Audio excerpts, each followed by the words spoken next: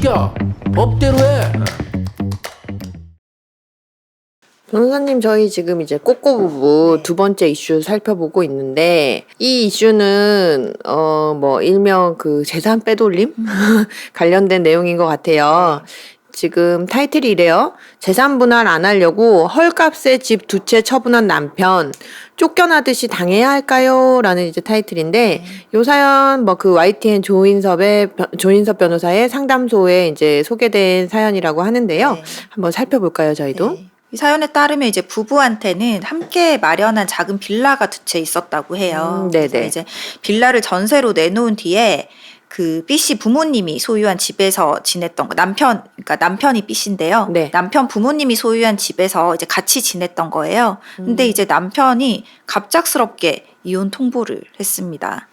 네. 네네. 이 남편이 각방을 요구하더니 네. 어느 순간부터는 생활비를 비롯해서 아이들 양육비, 교육비도 주지 않고, 네. 그래서 어쩔 수 없이 친정 식구가 운영하는 식당에서 이 아내분이 일하면서 받은 돈으로 이제 애를 양육을 한 거예요. 아이들을 양육을 했는데 1년 정도 지나니까 남편이 결국은 이혼 통보를 한 사연이에요. 네네. 그러면은 지금 이 빌라 두 채의 행방이 뭐 재산 분할에 그쵸. 이제 예. 문제가 되겠네요. 예. 그래서 이제 A 씨가 아내분이 함께 모은 재산이니까 그럼 이혼은 해줄 테니 정당하게 재산 분할을 해달라라고 네네. 이제 남편한테 얘기를 했죠. 네네. 근데 이 재산 빌라 두 개가 두 채. 다 처분이 돼버린 거예요. 이미 팔아버린 거예요? 그렇죠. 네. 네.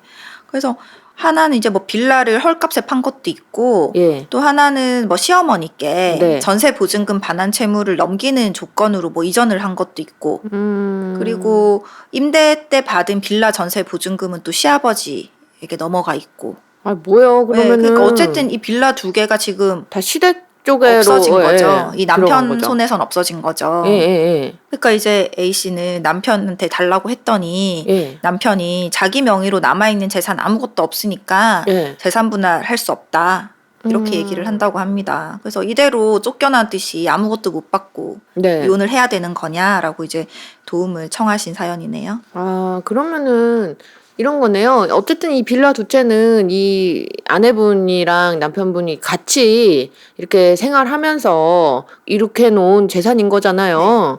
근데 어찌됐든 간에 사이가 나빠갖고 한 1년간 이렇게 소원하게 지내는데 그 사이에 사실은 남편이 뒤에서 이제 뒷공작을 해놓은 걸로 지금 추정이 되는 거죠. 뭐 추정이지만. 예, 예. 네. 빌라 두 채를 다 이제 뭐 헐값에 막 팔아갖고 다 또 그리고 그 돈이 다 뭐 시어머니 전세보증금 그 채무 넘기는 조건으로 넘어가고 네.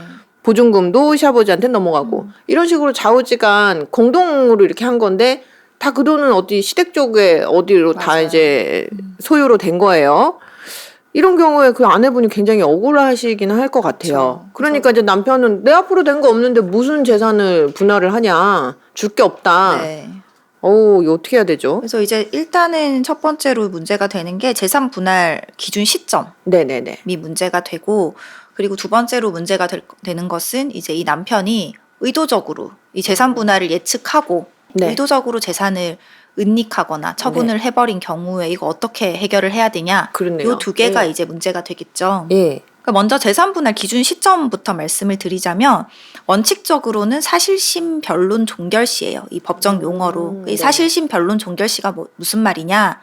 사실심은 1심이랑 항소심까지를 포함을 그렇죠. 하거든요. 예. 그래서 변론 종결시라고 하는 거는 그 1심의 마지막 재판 기일, 쉽게 말해서 선고 나기 전. 선고 나기 네. 전 마지막 재판 기일, 그리고 항소심의 마지막 그 선고 나기 전 재판 기일, 네. 요걸 말하는 거거든요. 그래서 1심에서 끝나면 네. 그 1심에서의 그 마지막 재판 기일인 거고, 네네. 항소심까지 간다면은 그 항소심의 예. 마지막 재판 기일을 기준으로 하는 거죠, 재산 분할을. 네네. 근데 이 이혼 소장이 들어오고 예. 선고가 나기 직전까지면 예. 굉장히 기간이 길단 말이죠. 그 그렇죠. 항소심까지 간다면은 그 기간이 뭐 2년, 더, 3년 더. 그냥 넘어가요. 예. 1심도 1년 이상 되는 경우가 많기 때문에 그럼 그 안에 여러 가지 사정이 있을 거 아니에요. 네. 이 지금 사연자분처럼 재산이 줄어드는 경우도 상당히 많다는 거죠.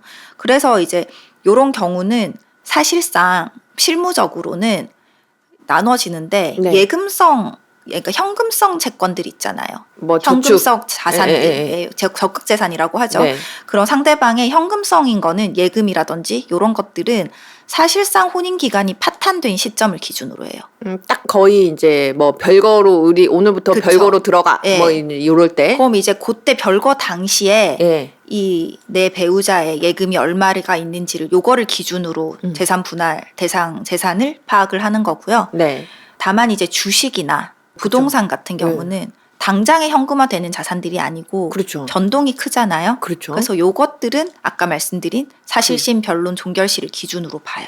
그럼 예를 들어서 옛날 깐날에 1억 주고 뭐 빌라 한 채를 이렇게 샀어요. 네. 그죠? 한 20년 전에. 근데 이제 그거는 그 상금 그거고 어떠다가 이제 막 소송을 했어요. 네. 소송을 해가지고 선고나기 딱 그 마지막 변론 기점으로 요 1억짜리 집이 만약에 5억이 됐다. 네. 이러면은 이제 5억을 기준으로 산정을 하게 된다라는 그쵸. 말씀이신 거죠. 그래서 요새 이게 부동산 가격이 굉장히 변동이 많잖아요. 그쵸. 예. 엄청 오르기도 하고 팍 또 올랐다 또 팍 엄청 떨어졌다. 떨어지기도 했잖아요.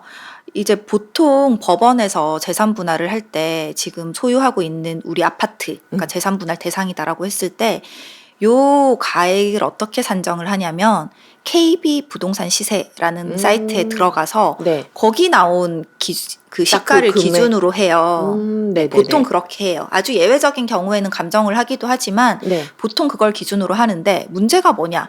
이 최근에 매매가 있어야 되는 거예요. 그래서 최근 매매를 기준으로 아. 가액이 올라가 있는데 네네. 요즘 어때요? 부동산 시장이 다 정체가 돼 있단 그쵸. 말이에요. 실제 가액은 훨씬 내려가 있는데 막 최근에 팔린 가격은 되게 올라가 있으니까 지금 이 부동산을 소유하고 계시는 분들이 재산 분할을 할 때 완전 마이너스다. 나 지금 대출 받아서 재산 분할 해줄 판이다. 그렇네요. 그래서 그걸 어쨌든 매매가 좀 되는 시점까지 기다리기 위해서 항소심까지 진행을 하는 경우도 그런 있어요. 경우도 예. 그렇네요.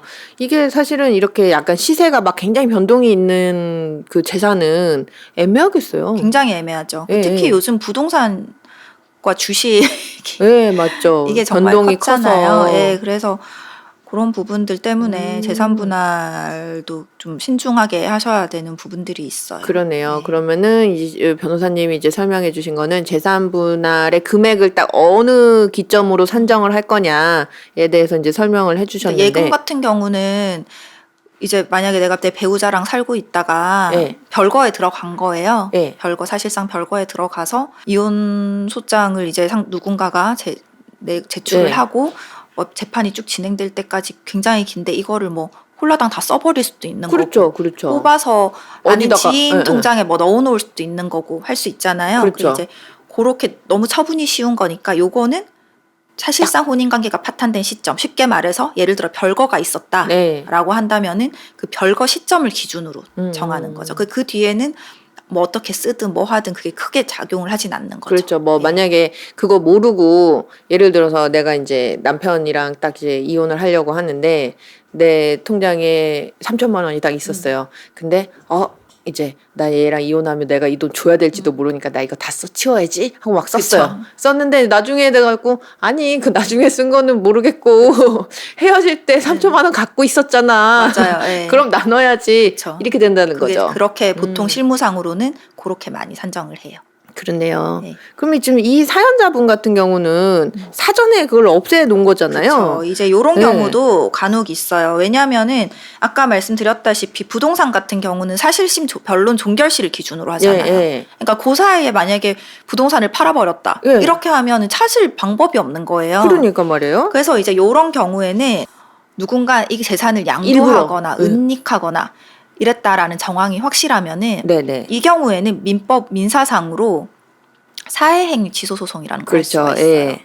이 사회행위 취소 소송이라고 한다면은 방금 말씀드렸다시피 내가 어떤 채무가 있는데 네. 이 채무를 회피하기 위해서 제3자한테 양도하거나 이런 방식으로 뭐 네. 증여하거나 양도하거나 매매하거나 네네. 이런 방식으로 재산을 숨겨놓는 행위를 취소하는 거거든요. 그렇게 안 돼. 네네. 예. 만약에 그래서 그런 정황이 명백해서 뭐 뭐 가짜 확인이 위장 되면? 매매 예, 같은 예, 걸 예. 만약에 했다라고 하면 네. 요거를 취소해 버려서 다시 원위치로 돌려놓는 거예요. 아, 그러면은 이거네요. 남편 입장에서는 나 줄 게 없어. 팔았어, 이미. 그쵸. 이렇게 하면 근데 이게 만약에 재산을 빼돌리려고 한 거다. 이렇게 하면 아니, 그 사람 거 아니고 네 거야. 맞아요. 이렇게 해 가지고 다시 재산 돌려놓는 분할해. 거죠. 이렇게 할 수 있게. 예를 들어서 요 사연 같은 경우에 예. 남편이 재산 분할을 회피하기 위해서 네. 빌라 중에 뭐 하나를 시부모님 중에 뭐 일방에게 뭐 혈값에 뭐 넘겨놨더니? 완전 예, 예. 그냥 넘겨버렸다라고 예. 한다면은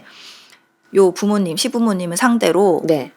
그 취소하는 취소 거예요? 소송을 하면은 음. 다시 이제 여기로 돌아오는 거죠. 남편 소유로 돌아오는 거죠. 그러니까 그런 거네요. 예를 들어서 4명이로 돼 있으면 줘야 되잖아요. 나눠야 되니까. 사실은 이거 1억짜리인데 그냥 우리 엄마한테 매매한 것처럼 마치 3천만 원에 팔았어. 그건 내 마음이니까 이렇게 하고 이제 명의만 엄마로 되어 있는 거지 사실은 내 거잖아요. 그쵸. 근데 내가 이제 배우자한테 주기 싫어갖고 그렇게 해놓은 거지. 그렇게 하면 이거 걸리면 그냥 안 돼. 그러니까 이게 네. 아무 뭐 매매를 했다고 해서 반드시 그러니까 이혼 소장 접수 이후에 누군가에게 매매를 했다고 해서 반드시 사회행위에 해당된다고 볼 수는 그런 없지만 없죠. 예. 방금 말씀하신 것처럼 지나치게 헐값에 매매를 했다거나 예. 그리고 매매를 했으면은 요즘은 조금 더 치밀하게 돈도 주고받고 형식적으로 뭐, 예. 뭐 계약서도 쓰고 매매 그 계약서도 쓰고 뭐 예. 차용증도 쓰고 하기는 하지만 그런 게 있는지 없는지도 좀 확인을 하셔야 되고 음. 얼마의 매매가 됐는지도 확인을 하셔야 되고 네. 실제로 돈이 넘어갔는지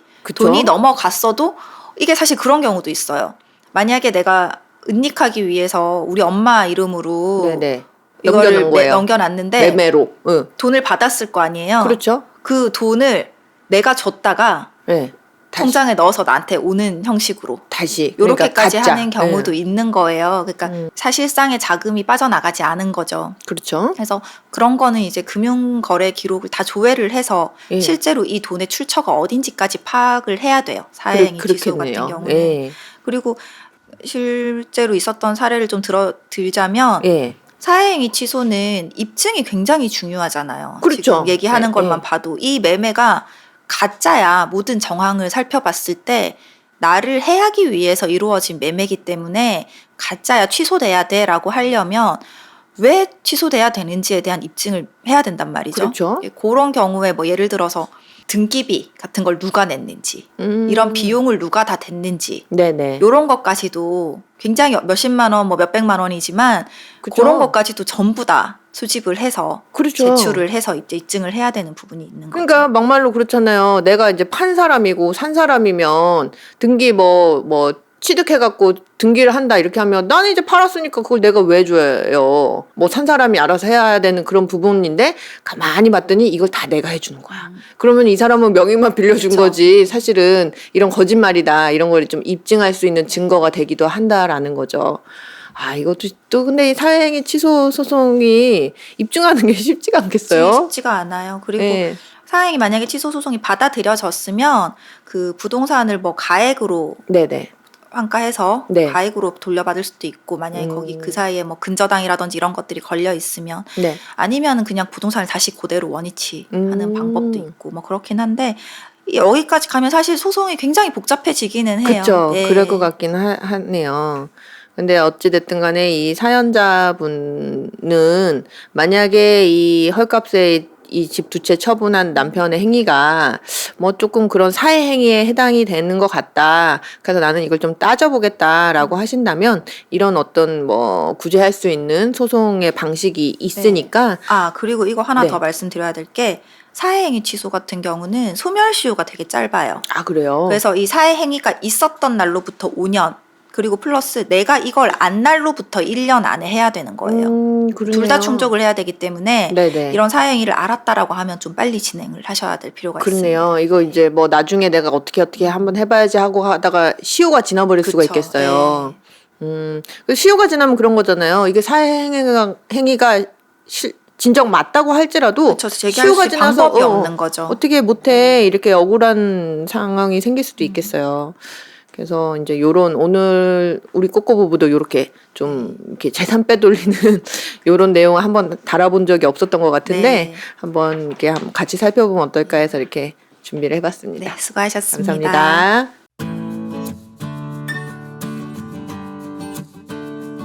변사님, 오늘 우리 꼬꼬 부부 네. 이번 이슈는 약간 이런 남편도 있단 말이야? 이런 느낌이 이제 드는 사연이었는데요. 지금 타이틀이 이래요. 성추행 당했는데 공감 안 된다라면서 방관한 남편, 아내는 결혼을 무르고 싶다, 이렇게 이게 타이틀이에요. 네. 와, 이게 어떤 내용인지 한번 살펴볼까요? 이 글 쓴 여성분이 네. 몇 달 지난 일인데도 자꾸 생각이 나고 비슷한 상황을 TV나 영화에서 보기만 해도 네. 그때 나의 모습과 대비가 돼서 너무 비참하다. 네. 라고 이제 시작을 해주셨어요. 네네. 그래서 이 사연자분에 따르면 네. 당시에 남편이랑 함께 있었대요. 네네. 근데 이제 이 남편분은 성추행 당하는 순간을 목격하지는 못했는데 네. 이 여성분이 아내분이 네. 그 문제의 남성 성추행한 네. 가해 남성을 정확하게 지목을 하면서 예. 소리를 지르고 예. 남편한테 저놈이 내 엉덩이를 만지고 갔다라고 알렸대요. 그 자리에서 즉시요. 네, 즉시. 그 보통의 반응 같으면 굉장히 난리 나죠. 남편이 더 화가 날 상황이잖아요. 네네. 뭐 같이 있던 일행이 더 화가 날 상황이잖아요. 그렇죠. 근데 남편이 이제 인상을 쓴 채로 그냥 아무 대응도 하지 않고 이 예. 달아나는 예. 가해 남성을 바라만 보고 있고 그 아내도 그냥 쳐다만 보고 있고 남편이니까 아무것도 안 해준 안 거네요? 해준 거죠. 네. 그 어떤 말이나 행동도 안 한 거예요. 그래서 결국은 이 아내분이 네. 직접 현장을 벗어나려고 하는 범인을 잡아서 아내분께서요? 경찰에 신고를 한 거예요. 네네. 그래서 CCTV도 이제 돌려봤더니 네. 성추행 장면이 다행히 잡혀가지고 처벌까지 받게 되는 진짜 있었던 그럼 상황인 명확하게 거죠. 오해가 진짜로, 아니라. 추행을 당한 게 맞잖아요. 그렇죠. 아. 근데 뭐 이거는 그렇다 쳐요. 예. 그렇다 치는데 남편이 이 모든 과정을 방관한 거예요. 아니, 왜 그럴까요? 그러니까 물론 처음에 예를 들어서 뭐 사람이 굉장히 붐비는 지하철역에서 예, 그렇게 예. 얘기했으면 뭐 좀 오해한 거 아니야?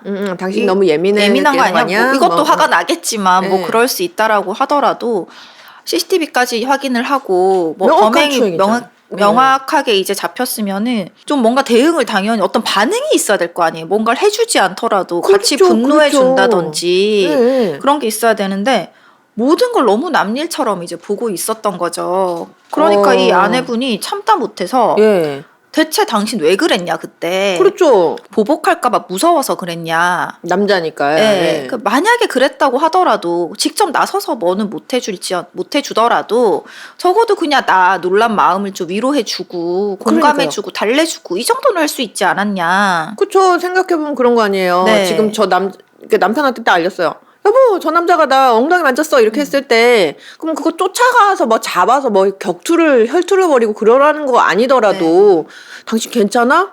당신 놀랐겠다. 뭐 이런 말이라도 할 수 있잖아요. 그쵸.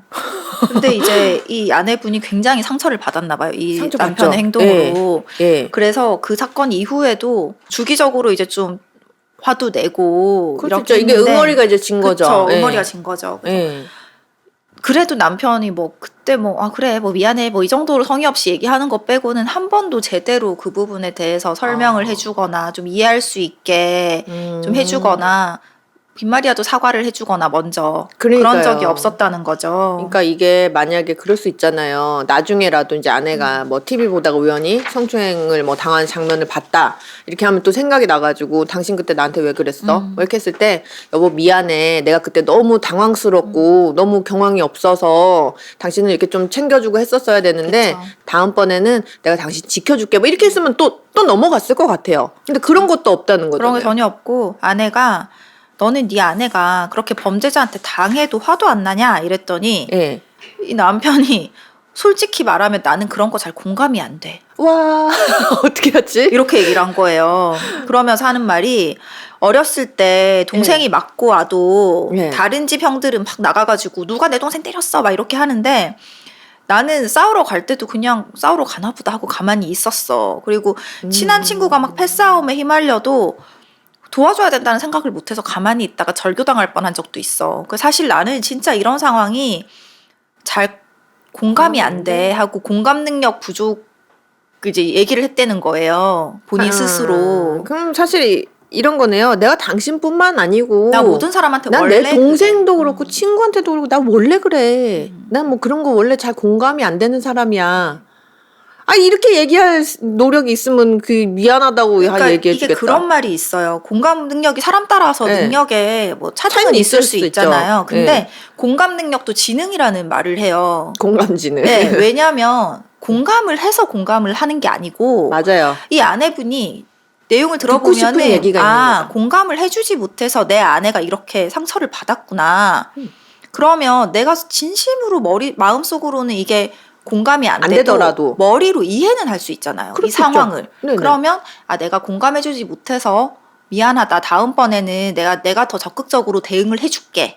라고 얘기할 수 있는 지능이 떨어진다는 말이 맞아요. 사람들이 하죠. 맞아요. 그러니까 실제로 그런 말들이 있어요. 맞아요. 공감 능력도 지능이다. 저는 네. 그 말이 맞다고 생각을 하거든요. 어느 부분은. 네네네. 물론 타고난 능력은 좀 차이가 날 수 음. 있지만 어쨌든 공감 능력은 떨어져도 사랑해서 결혼한 부부인데 무슨 내 말이에요. 아내가 그런 몹쓸 짓을 당했다면. 당했는데 내가 적던 반응을 보이지 않아서 이렇게 마음에 응어리가 맺혀가지고 상처가 돼갖고. 나와의 네. 결혼 생활까지도 고민을 할 정도로 상처를 받았는데 이 뒤에 내가 어떤 행동을 하는 게 좋을까? 근데 가슴이 아니라 머리로도 사실 생각할 수 있는 부분이라는 있죠. 거죠. 예, 맞아요. 전사님 정확하게 말씀하셨는데 이거는 눈치가 없던가 못된 거거나 정말 둘 중에 하나예요. 자기 생각만 딱 하는 나는 원래 이래. 원래 이런 게 어디 있어요. 그러니까요. 원래 그럼 혼자 그래 살지. 하려면 혼자 살아야죠.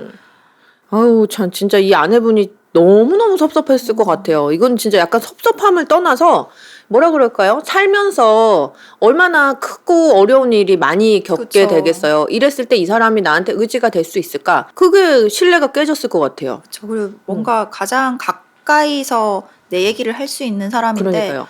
얘기를 했다가 공감하지 못하겠어라 얘기를 듣고 더 상처받을까봐 얘기를 못하죠. 이거 못할 것 못하죠. 같기도 하고 이게 예. 꼭 이 케이스는 뭐 남편분이 뭐 공감 능력이 떨어지는 뭐 요런 케이스였지만 예, 예. 사실 이게 뭐 남자 여자 불문이잖아요. 그렇죠. 이거는 남편분이 뭐. 밖에 나가서 뭐 회사에서 뭐 힘든 일이 있었어. 예. 이런 힘든 일이 있어서 내가 너무 스트레스를 받아라고 했는데 실제로 진짜 많아요. 남편분께서 이혼 상담을 하러 오시는 분들 중에 예. 나는 이제 뭐 너무 힘들게 이 가정 생활을 책임을 져야 되기 때문에 밤낮 없이 이렇게 일을 하고 이렇게 와서 조금 힘들다란 얘기만 해도 너 뭐 어쩔 수 있냐? 지금 애 낳았는데 나는 뭐 안 힘들어? 그러니까요. 이렇게 평생을 그 얘기밖에 못 듣고 내가 뭐 돈 버는 기계처럼 살아왔다. 결국 이것도 아내가 남편을 공감해주지 못한 거죠. 거잖아요. 맞아요. 굉장히 성격뿐이 뭐 성격 차이라고는 하지만 굉장히 그쵸. 이혼 사유 중에 자주 등장하는 거거든요. 이 공감이라는 게. 맞아요, 맞아요. 예. 그 진짜 변호사님 생각을 해보자고요. 오늘 막 진짜 막 상사한테 엄청 깨지고 밑에 부하 직원을 또 치받고 막 내 너무 힘이 들어서 진짜 힘든 마음을 안고 집으로 갔어. 여보 오늘 내가 좀 너무 힘들다 이렇게 하면 갑자기 당신만 힘들어? 나도 힘들어. 사회생활 돈 벌면서 그렇게 안 힘든 사람이 어디 있어? 돈 버는 게 쉬운 줄 알아? 이겨내. 다 그래. 아우, 징징거리지 마, 약한 소리 좀 하지 마. 나도 힘들어. 애들 키우고 먹고 살려고 하면 어떡해. 막 이렇게 들었다고 생각해 보세요. 미치는 거죠. 너무 너무 외로울 것 같아요. 그렇게. 네, 너무 답답할 네. 것 같아요. 힘이 하나도 안 날 것 맞아. 같아. 그러니까 말이라도 진짜 당신 오늘 힘들었구나. 당신 너무 수고 많았어. 당신이 늘 이렇게 고생해서 우리 집 아이들 이렇게 하느라고 내가 너무 늘 고마워. 조금 힘들겠지만 더 힘내줬으면 좋겠어. 나도 더 열심히 할게. 뭐 이렇게 얘기하면 얼마나 힘이 나요. 뭐 때로는 영혼 없는 사과가 더 짜증난다라고 생각을 할 때도 있긴 하지만 그래도요. 이런 케이스는 남편분이 너무- 영혼이 있든 없든 그래도 내 아내가 원하는 반응이 이런 반응이고 그러니까요. 지금 이렇게 상처를 받았다라고 네. 하면은 그렇게 마음으로 100%는 이해가 안 되더라도 머리로 좀 이해를 해서 마땅하게 해줘야 되는 말들 있잖아요. 맞아요. 네, 아니 지금 이런 태도는 나는 너를 위해서 일말에 뭐도 안 할 거야. 맞아요. 이거잖아요. 나는 원래 이런 사람이기 때문에 나한테 바라지 마. 바라지 마. 난 내 동생한테도 그랬고 내 친구한테도 그랬고 아유, 무슨 혼자 살아요. 혼자 살아야지. 네. 결혼 왜 했어요. 정말. 그래서 참 이혼하고 싶어 하시는 마음도 일은 굉장히 많은 부분 이해가 되고 예. 다만 이제 뭐 혼인 무효 소송이 가능한지 생각한다는데 그건 사실 어려울 것 같고요. 예, 몇 네. 번 우리 변호사님께서 설명해 주셨잖아요. 네, 네. 무효 사유까지는 네. 요게 조금은 어려울 수 어렵고 있겠죠. 다만 이건 정말 뭐 말 그대로 성격 차이죠. 성격 네네. 차이고 이 정도로 뭔가 소통이 되지 않아서 힘들다라고 하면 이혼 사유에 해당될 수도 있죠. 네네, 네, 맞아요. 근데 네. 뭐 재판상 이혼으로 당연히 청구할 수 있냐라고 했을 때는 이 케이스 같은 경우는 뭐 통리를 계속할 수 없는 중대한 사유, 기타 중대한 네네. 사유에 해당이 되는지를 봐야 되는데 이게 이제 이런 공감 능력이 부족함에 따라서 내가 혼인 생활을 도저히 이게 지속할 수가 없을 정도다. 네. 네네. 만약에 그 정도가 이제 뭐 입증이 돼야 또 거기에 해당되긴 하겠지만 충분히 뭐 이혼을 하시고 싶은 마음은 이해가 됩니다. 그죠. 그러니까 만약에 글쎄요. 이혼 만약에 요 상황에서 이혼 뭐 한다 이렇게 하면 아내분이 이 성추행이 만약에 너무 진짜 심리적인 트라우마가 돼가지고 어떤 정신과의 어떤 진료를 받거나 막 그 공황장애가 생기거나 바깥에 그 뭐 외출을 못하거나 막 정말 이 지경으로 굉장히 심했는데 남편이 나는 진짜 네가 이해가 안 된다 이러면서 막 내버려 뒀다든지 그런 경우는 오히려 유기가 되겠죠. 그쵸. 네. 예. 뭐 이제 뭐 그런 어떤 뭐 정도면은 가능할 것 같은데 이제 어렵네요. 이게 이제 요게 말 그대로 성격 차이 아니에요? 저희가 정말 성격 차이죠. 성격 네. 차이인데 아니 변호사님 이러다가 왜 그렇게 되겠어요. 그 우리 왜 결혼하기 전에 요즘은 사기 결혼이 막 너무 많다 이렇게 해가지고 뭐 범죄 이력 떼고 뭐 재산 증명서 떼고 네. 건강검진 떼고 이렇게 하다 이제는 심리검사 결과지도 이제 떼서 서로 공유를 해야 될 판이에요. 아 근데 너무 답답하시고 너무 섭섭하셨을 것 같아요. 그쵸. 이 아내분께서. 맞아요. 그러니까 이 사연 지금 접한 누리꾼들이 저희가 이야기했던 거랑 비슷하게 이렇게 말씀을 해주시는데 공감 능력보다 게으름이나 귀찮음이 더 큰 것 같다 이 남편은. 상대방에 대해서 생각해보기 귀찮은 거예요. 아우 됐어 네. 몰라 그냥 이렇게 하고 공감 지수는 지능이랑 관련인데 이 남자는 지능이 낮은 것 같다. 이 남자는 지금 극도의 이기주의, 비겁함 그런 모습이다. 또 어떤 극단적인 분은 이혼이 답이다. 막 이렇게 뭐 해주기도 이혼이 했는데. 답이라고까지 감히 말씀드리긴 어렵지만 맞아요. 참 이렇게 근데 타고난 성격은 사실 잘 바뀌지는 않잖아요. 굉장히 많은 노력이 필요한 것 같아요. 맞아요. 같이 좀 상담도 받아보시고 네. 만약에 이혼하겠다는 마음이 딱 들어서지 않으신다면 맞아요. 같이 부부 상담도 좀 받아보시고 남편분도 좀 이런 상담 같은 걸 좀 진행을 하셔서 원만하게 이 성격이 차이가 없는 사람은 어디 어디 있겠어요. 있어요. 다만 그 차이의 간극을 좀 줄이는 노력을 같이 좀 하셔야 될 것 같습니다. 맞아요. 노력이 중요한 것 같아요.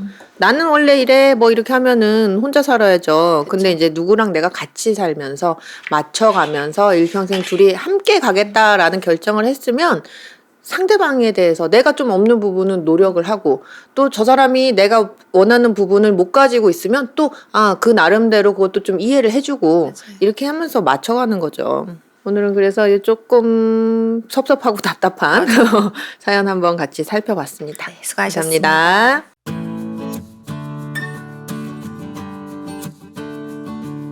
변호사님, 우리 오늘 이제 꼬꼬 부부예요. 꼬꼬 부부인데, 이제 커뮤니티에 이제 어떤 사연이 올라왔는데, 익명이에요. 네. 그런데, 제목이 이래요. 고아, 파혼당함이라는 제목인데, 또 어떤 사연이 있었다고 하죠? 모 대기업 소속 이제 회사를 다니고 계신 대기업 직원이라고 하십니다. 네네. 근데 이 사연을 쓴 글쓴이 A 씨라고 하는데 네. 오늘 파혼 당했다라고 먼저 말씀을 꺼내셨어요. 네. 이제 가정사를 털어놨는데 네. 아버지는 이제 이 A 씨가 태어나기 전에 돌아가셨고 예. 엄마랑 누나랑 이제 혼자 엄마랑 예. 이제 누나랑 이렇게 나를 키웠는데 예. 엄마는 식당에서 하루 종일 뭐 12시간씩 주말도 없이 일을 하시고 결국 일찍 돌아가셨대요. 그래서 네. 이제 누나는 고등학교까지 자퇴를 하고 이 A 씨 뒷바라지를 했다고 합니다. 그럼 이제 부모님 두 분을 다 이제 여여서 이제 뭐 부모님이 없는 상태 그래서 고아라는 네. 이야기를 하셨던 건데 그럼 이제 누나가 거의 뭐 학교까지 자퇴하고 그쵸, 도맡아서 거의 뭐 어머니 역할을 한 거죠. 그렇네요. 네. 예. 근데 도대체 왜요? 예. 그래서 이제 이 A 씨는 물집이 터지도록 진짜 열심히 공부를 해서 네. 중학교 때는 영재학교를 가시고 오이 똑똑하시네요. 또 서울대도 가시고 예. 또 감사하게 그 대기업에서 지원을 받으셔서 예. 미국에서 박사과정까지 또 마쳤다고 해요. 네네. 근데 이제 박사 박사 후 연구원 월급은 한 푼도 쓰지 않고 그대로 이제 누나를 다 드렸다고 합니다. 네네. 이제 모은 돈이 뭐 딱히 없었어도 이제 본인은 이제 교수를 꿈꾸면서 네. 스스로 부끄럽지 않게 열심히 살았다고 하시는데 직장 이제 의무근무 기간이 끝나면 네. 교수 임용에도 이제 도전할 계획으로 이렇게 열심히 지내셨어요. 아, 그러면은 이분은 이제 진짜 이를 악물고 나 때문에 고생하는 누나 나중에 보답해야지라는 네. 심정도 물론 있으셨겠죠. 그래서 이제 공부 열심히 하셔가지고 박사까지 가시고 네. 근데 이제 요거를 기업에서 지원받아서 간 거니까 이제 아마 그 의무 기간이 의무 기간 있으니까. 이제 하고 이제 교수를 꿈꾸는 굉장히 유능한 청년이네요. 예. 열심히 그런데요? 산. 네네네. 그렇죠. 그래서 예. 이제 여자친구가 있으셨나 봐요. 네. 상견례 자리에서 오늘 이제 여자친구 부모님 만나서 얘기를 하는데 네. 이 여자친구 부모님들이 좀 뭐 안 좋은 일이 있으셨는지 네. 계속 누나를 걸고 넘어지시더래요. 근데 이제 분명히 전 좀 이게 이해가 안 되는 게 여자친구도 이 사정을 뻔히 알 거 미리 아니겠어요? 알았을 텐데 네. 굳이 그 상견례 자리에서 부모님 편을 들면서 언제까지 누나를 모실 거냐 아이고. 그렇게 물었대요. 예. 뭐 물어볼 수는 있죠. 뭐가 이제 뭐 왜?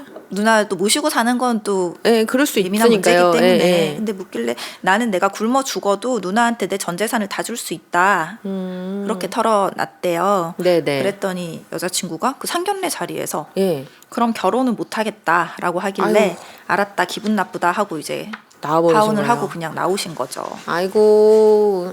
그러니까 이를테면은 뭐 어쨌든 시댁 가족이어서 뭐 불편할 수는 있어요 일부. 그렇죠. 그렇지만 어찌됐든 간에 이 지금 예비 남편 입장에서는 말만 누나지 거의 부모나 다름이 없는 거잖아요. 근데 이 상견례장에서 막 그렇죠. 계속 그렇게 이제 좀 누나를 이렇게 좀 걸고 넘어지는 마치 누나가 이 결혼의 짐인 것처럼 막 그렇게 이야기를 하면 속은 당연히 상하겠죠. 물론 꼭 뭐 시댁뿐만이 아니고 음. 친정도 마찬가지고 양가 부모님 일방을 모시고 사는 일은 쉽지 쉽지 않아요. 않은 거고 예. 이 부분은 당연히 혼인 전에 얘기가 돼서 어떤 의견의 합치가 있어야 되는 그렇죠. 굉장히 중요한 문제죠. 네네네. 그리고 실제로 이런 부분들에 대해서 결국은 합의가 없어서 네. 파혼에 이르는 경우도 많고 혹은 합의를 보지 못했는데 일단 덮고 가자. 라고 했다가 결국 이 갈등을 해결하지 못하고 그럴 수 있죠. 이혼에 이르는 경우도 굉장히 많아요. 그럴 수 있죠. 그만큼 이제 당연히 이걸 해결을 보고 결혼을 해야 되는 굉장히 중요한 부분인 건 맞는데 지금 이 사연에서 봤을 때 네. 여자분 입장에서 조금 잘못했다라고 생각이 드는 건 왜 하필 상견례까지 끌고 그러니까요. 와서 왜 상견례 자리면은 부모님을 대신할 정도의 누나분이셨으면 누나분도 그 자리에 계셨을 것 같은데 당연히 그렇겠죠. 왜 그 당사자 앞에서 그런 모욕을 줬어야 되는 건지 미리 조금 남자친구와 의논할 수 있었잖아요. 맞아요. 좀 얘기를 해볼 수 있었을 텐데 부모님 그럼 얘기가 이제 남자친구와 얘기가 됐으면은 부모님도 조금 뭐 탐탁치는 않으시더라도 어느 정도 인지하고 그쵸. 이제 하셨을 텐데. 결국은 그런 거 아니겠어요. 만약에 이제 이 두 사람은 사귀었으니까 분명히 이런 사정이나 이런 거를 이제 다 이야기했고 그래서 이제 그런 부분들이 조금 논의가 됐고 하면 그 이제 여자친구 입장에서는 본인 부모님들한테 말씀을 드릴 거 아니에요. 당연히. 그러면 부모님들이 그게 영 싫다. 못 받아들이겠다 하면 상견례 안 했겠죠. 제 생각엔 근데 그래요. 이게 여자친구도 알고는 있었겠죠. 당연히 상황을 알고는 있었는데 남자친구가 워낙 완강하니까 그냥 평소에 얘기를 못 하다가 상견례 자리에서 부모님도 계시겠다. 이 이제, 업은 상태로 강하게 우리가 한번 얘기해 보자라고 한 게 아닐까 싶은데 방법은 그럴 굉장히 네. 잘못됐다고 그쵸. 생각. 너무 아픈 데를 긁는 것도 아니고 맞아요. 너무 좀 예의가 없는 행동이긴 했어요. 근데 물론 현실적으로도 이 내용상으로만 본다면 이 여자분 집에서도 당연히 우려가 되는 부분은 많을 것 같긴 해요. 맞아요. 예, 예. 모시고 사는 건 둘째치고 여태까지 번 월급 전부를 누나를 가져다주고 물론 결혼을 주겠다. 하면 새로운 가정이 또 생기는 예, 건데 예. 그런 부분에 대해서 충분히 우려가 될 수밖에 없는 부분도 있는 것 같긴 하거든요. 근데 이 이제 남자분이 나는 내가 굶어 죽어도 누나한테 내 전 재산 다 줄 거야라고 이렇게 말을 한 건 이게 약간 일종의 어깃장이랄까요? 화가 나서 그러니까 상대방 측에서 계속 뭔가 이제 누나를 계속 이렇게 걸고 넘어주고 딴죽을 걸고 이렇게 하는 거에 기분이 상해서 저는 이게 한 말이고 이게 내심의 진짜 의사가 아니라 물론 이제 마음속으로 누나한테 잘 해드려야 되겠다 이런 마음을 갖고 있는 건 사실이지만 그렇게 이야기를 한 것 같고 지금 요 사연 내용 안에서는 그 이제 여자친구 부모님들이 그 누나한테 어떤 식의 이제 이야기를 했는지는 확인이 안 돼요.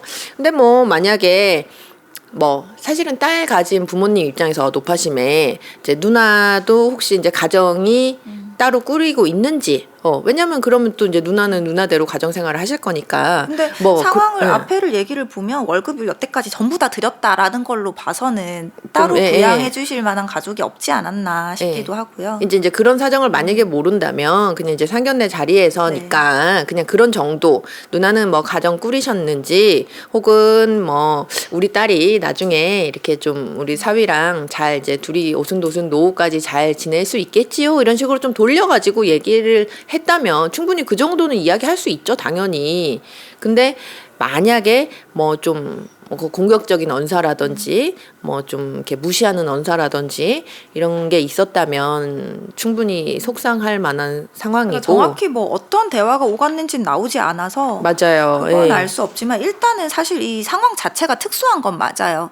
누나가 대신 자퇴까지 하고 그쵸. 부모님의 역할을 대신해서 본인을 키우고 심지어 이제 또 본인은 잘 장성해서 월급 버는 족족 다 이제 누나를 봉양하는데 이제 드리고 이런 상황 자체가 일반적이진 않잖아요. 좀 특수한 케이스긴 하잖아요. 그럼에도 불구하고 이제 결혼까지 하기로 했으면 서로 좀 양보도 하고 좀 잘 그렇죠. 풀어 나갔어야 될 때 제가 이 글만 봤을 때도 물론 기분 나쁜 건 100배 공감하지만 좀 한치의 양보도 없는 너무 그런 상태가 아니었나. 그러니까요. 네. 변호사님은 만약에 이런 상황이다라고 하시면 좀 어떻게 대처하시겠어요? 만약에 제가 되게 뭐 사랑하는 결혼을 생각하는 사람이 일단 그렇게 어렵게 컸다고 하면 너무 마음이 아프겠죠. 그리고 감사할 것 같아요. 그 일단 그 그러니까요. 누나분한테. 네.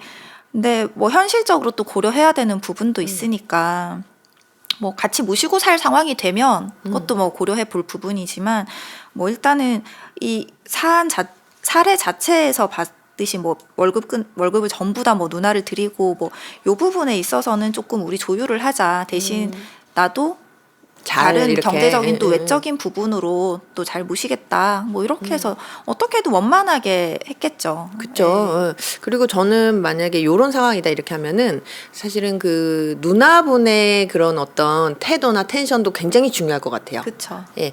사실 내가 여자친구 입장이라고 하면 변호사님 말씀해줬지만 내가 정말 사랑하는 사람을 이렇게 번듯하게 희생을 해서 누나가 희생을 해서 잘 키워줬으니 얼마나 감사하고 고마워요.